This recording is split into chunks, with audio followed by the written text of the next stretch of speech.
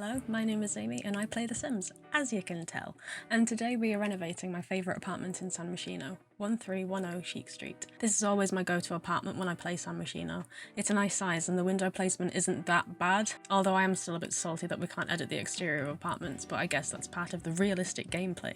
Anyway, in this renovation I wanted to utilise the platform tool to separate the living and the kitchen space as it's quite a small apartment. I haven't actually used the platform tool in any of my other builds, so it made quite a nice change.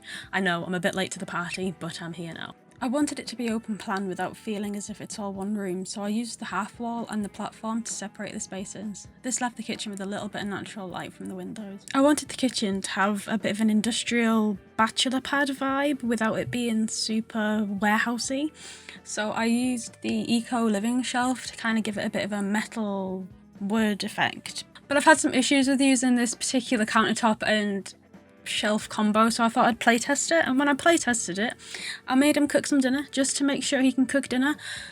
He cooked his dinner, put it on the counter, then got some yogurt out of the fridge, and I was like, why did you do that?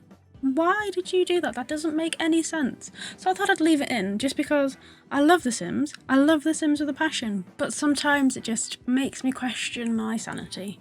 Also, you would have thought that at this point I'd have realised I'd forgotten to add a sink, but no, that realisation doesn't actually come until towards the end of the video. Despite its faults, I do actually like this kitchen. It's one of my favourite I've built so far. I really like the colour and the lighting and the different shades, and honestly, if this was my kitchen in real life, I'd be very happy. Probably wouldn't want to move. I also really liked the bar shelves on the back wall, but later when I realise I've forgotten a sink, those shelves get sacrificed for space. I'm really pleased with the colours of this apartment as well. The black, orange and purple definitely work quite well together, and it's probably my favourite colour combination so far. I also really liked using the different shades of wood. Honestly, that was more for my own sanity than a stylistic choice.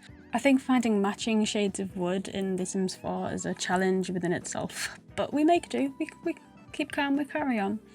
I think it worked out quite well actually. Anyway, in the living space I wanted to carry on that kind of industrial theme I had going in the kitchen, but then realised that it didn't really work, so I thought let's do something a bit more modern. So I decided to go with a nice bright orange corner sofa, and the way that I did that was I just made sure BB Move Objects was on, and then I slided the ends together until they match. You do get a little bit of clipping, but just pretend we do not see it, it's fine. I've not attempted to create something like this before, but I wanted the room to feel a bit like a bachelor pad with storage and texture, so I created a corner sofa and a built-in unit to kind of bring this space together. I also really wanted it to feel lived in, but not cluttered. I put little bits and pieces on the shelves just to create kind of open unit-esque experience, which I think turned out quite nicely. I also like the fact that it can be recreated in base game because it was made using base game kitchen units and a base game simple shelf. I'm just coming up to the part where I remember to put a sink in now, so that's why I'm moving the kitchen about.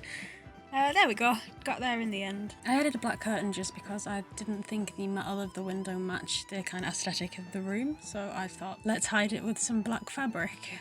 I really don't like the edges of these sofas, so I thought I'd hide it with like a little end table thing, but the problem was it's a bit fiddly when you size something down, the object clips the original position, so I had to fiddle with it. This is my favourite bookcase in the entire game. Honestly, Eco Living is the best expansion pack in my opinion. The furniture that came with it is just, I love it so much. I've never actually used the zebra carpet in a build before. I don't think it matches very many rooms, but for this build I thought it worked quite nicely. Finding a layout for the bedroom was initially a challenge as the apartment is very small, but I figured if I left one tile for the bathroom it would make quite a nice shower area. That mirror that came with Jungle Adventure is just the most beautiful mirror we have in this entire game, and I try and use it in every single build.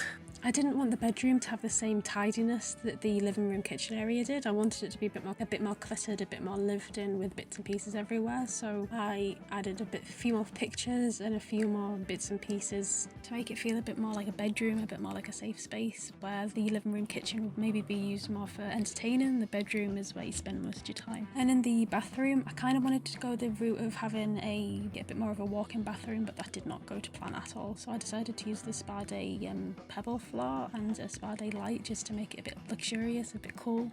I think having it like this matches the aesthetic of the apartment a bit more as well, so I'm kind of glad it didn't work out. I haven't figured out how to put apartments on the gallery yet, but if you know, let me know in the comments and then I'll try and put it up. Until then, please use this apartment as inspiration if you like it. If you did like it, please hit the like button.